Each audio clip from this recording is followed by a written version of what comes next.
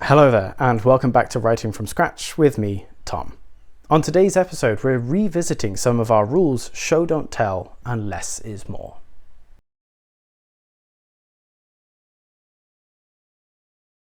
So, I wanted to come back to these two rules, because in my research between the videos, I found a couple of extra tips that I think are really useful, and I want to share them with you. Let's explore. An important tip for less is more is to not show nothing. Now, that can sound a little bit confusing, so let's look at an example from Lee Child's The Killing Floor. "My name is Jack Reacher," I said. "No middle name, no address." He wrote it down. "Not much to write." I told him my date of birth. "Okay, Mr. Reacher," Finley said. This is a good example of how to employ this technique, but to make it clear, let's rewrite it showing nothing. "My name is Jack Reacher," I said, still sitting in my chair. "No middle name, no address." He wrote it down with a pen. "Not much to write." I told him my date of birth. "Okay, Mr. Reacher," Finley said, still sitting in his chair. Perhaps you can see what I've done here. I've added information about what the characters are doing, notably sitting in their respective chairs, as well as using a pen to write. This is an example of showing nothing. Essentially, what this means is that you shouldn't write about things that don't matter, have no consequence, or aren't significant. Yes, it adds detail about the scene, but as a reader, we've assumed that both characters were sat down. It was part of the nothing of this scene, because it's easily assumed. Just like we don't say, "She said with her mouth," or "He laughed with a smile." We can only talk using our mouths and can't laugh without smiling. Both of these are examples of showing nothing.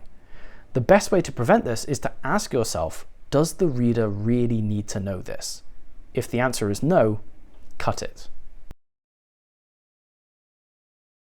The second tip is all about not including unnecessary speech.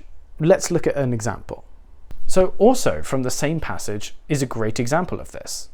If Jack Reacher had said, "He wrote it down. Not much to write. I told him my date of birth was January 2nd, 1988. It's completely unnecessary to include this information. It adds nothing to the story and distracts the reader from the important dialogue. Keeping things short and to the point is better for the reader. We should acknowledge the power of silence when writing. I'm sure we've all heard the expression, "silence is louder than words," but this can be a little bit difficult to demonstrate in writing. Essentially, you can say something by saying nothing. Silence, or the absence of something, builds tension and intrigue. The difficulty is that this needs to be seen as deliberate from the author, rather than the reader thinking that something is missing or forgotten about. Here's a clip from the Reacher TV show that demonstrates the power of silence. I'm sorry, I'm not good at math. Don't take a 40% tip. I messed up, okay? How am I supposed to get ahead when you're wasting my goddamn money? Get your ass in the van. The hell you want, asshole? I'm talking to you, stupid. Oh, tell me, baby, why did you stay last night? Oh, don't you hear Listen, man, I'm just having a bad day. Won't happen again.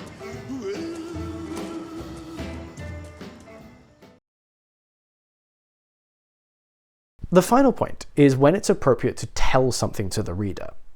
As we saw in the show don't tell video, most of the time it's better to use showing rather than telling.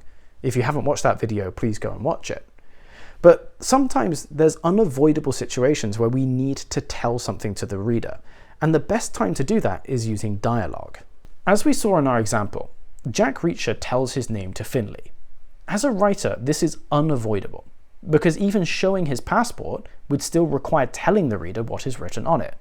So using dialogue is a natural way that information is told and can be shared with the reader. We need to be careful about turning dialogue into exposition dumps, but that comes with practice.